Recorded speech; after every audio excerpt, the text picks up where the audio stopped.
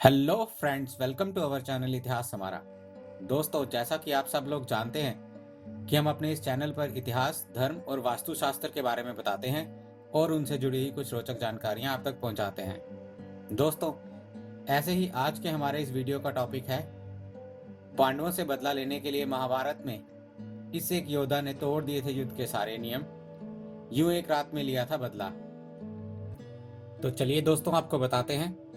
दोस्तों, कहानी महाभारत के युद्ध के अंत समय की है और महाभारत के सैप्तिक पर्व के अनुसार दुर्योधन को मरा हुआ समझने के बाद से द्रोण पुत्र अश्वत्थामा गुस्से से भरा हुआ था।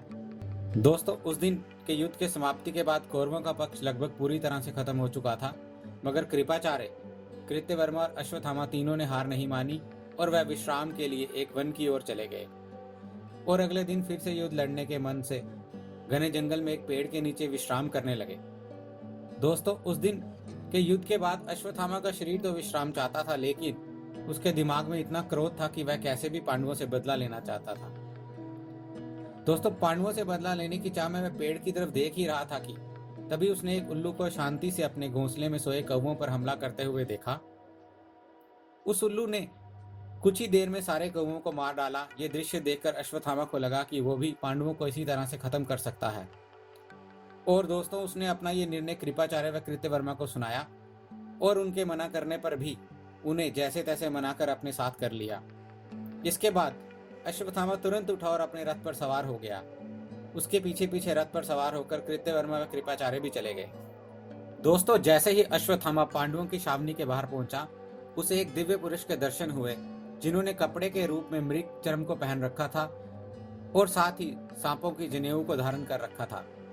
दोस्तों, अश्वत्थामा उस दिव्य रूप को देखकर भी घबराया नहीं और उसने उन पर अनेकों अस्त्र शस्त्रों की बारिश कर दी, लेकिन उसका एक भी अस्त्र या शस्त्र काम ना आ पाया। ये देखकर दोस्तों उसे समझ आ गया कि ये महापुरुष कोई और नहीं, स्वयं भगवान शिव हैं। ये जानकर उसने शिव की आराधना की और हवन करके खुद को उसमें होम देने की कोशिश की। ये देखकर भगवान शिव ने उसे कहा कि द्रोण पुत्र, मेरा श्री कृष्ण से बहुत प्रेम है और मैं उनसे हर तरह से प्रसन्न हूँ, लेकिन कुछ पांचालों की मृत्यु तुम्हारे हाथों निश्चित है। यह कहकर शिवजी ने उसे एक तलवार दी और उसके शरीर में विलीन हो गए। इसके बाद अश्वत्थामा पांडवों की छावनी में घुसा और सबसे पहले अपने पिता का वध करने वाले धृष्टद्युम्न को खोजा और खोजकर उसे बिना किसी अस्त्र शस्त्र के पीट पीट कर मार डाला। दोस्तों, अश्वत्थामा ने धृष्टद्युम्न के बाद उसके अनेकों क्षत्रियों का तेजी से संहार करना शुरू कर दिया, शिखंडी को मार डाला और पांडवों की छावनी में हाहाकार मचा दिया। धृष्टद्युम्न की मौत की खबर जब पांचाली के पुत्रों को हुई तो उन्होंने अश्वत्थामा का वीरता के साथ सामना किया, लेकिन उनकी मौत निश्चित थी, इसलिए पांचाली के पुत्रों को अश्वत्थामा ने मार डाला। इसके बाद अश्वत्थामा आचार्य कृपा व कृत्यवर्मा के पास पहुंचे और उन्हें गले लगाया। तीनों ने यह निर्णय किया कि अगर दुर्योधन जीवित है तो उसे ये शुभ समाचार सुनाना चाहिए। दोस्तों, वह तीनों वहां पहुंचे जहां दुर्योधन मरणास्त्र स्थिति में पड़ा था। उन्होंने देखा कि अब भी दुर्योधन मरा नहीं है। तीनों उसे देखकर रोने लगे और फिर दोस्तों, अश्वत्थामा ने दुर्योधन से कहा, आपके इस अंतिम समय में मैं आपको एक कुछ आनंद देने वाला समाचार सुनाना चाहता हूँ, इससे आपको सुख मिलेगा।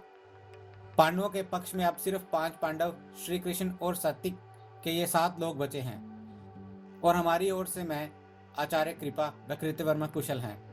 मैंने पांचाली के पुत्रों और अन्य योद्धाओं को खत्म कर दिया है। दुर्योधन को यह सुनते ही जैसे गहरी शांति मिली और उसने अश्वत्थामा से कहा, तुमने वो काम किया जो हम में से कोई भी नहीं कर सका। इतना कहकर दुर्योधन ने अपने प्राण त्याग दिए। तो दोस्तों, मैं आशा करता हूँ कि ये वीडियो आपको बहुत पसंद आया होगा। अगर आप लोगों को ये वीडियो पसंद आया तो इसे कृपया लाइक करें और अन्य लोगों तक भी इसकी जानकारी को पहुंचाने के लिए इसे शेयर जरूर करें। अगर आपने हमारे इस चैनल को अभी तक सब्सक्राइब नहीं किया है तो इसे जरूर से सब्सक्राइब कर लें, ताकि आने वाले सभी वीडियोस की जानकारी आप तक तुरंत पहुंच सके।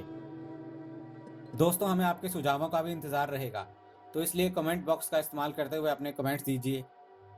हमारे इस चैनल के साथ बने रहने के लिए आपका बहुत बहुत धन्यवाद।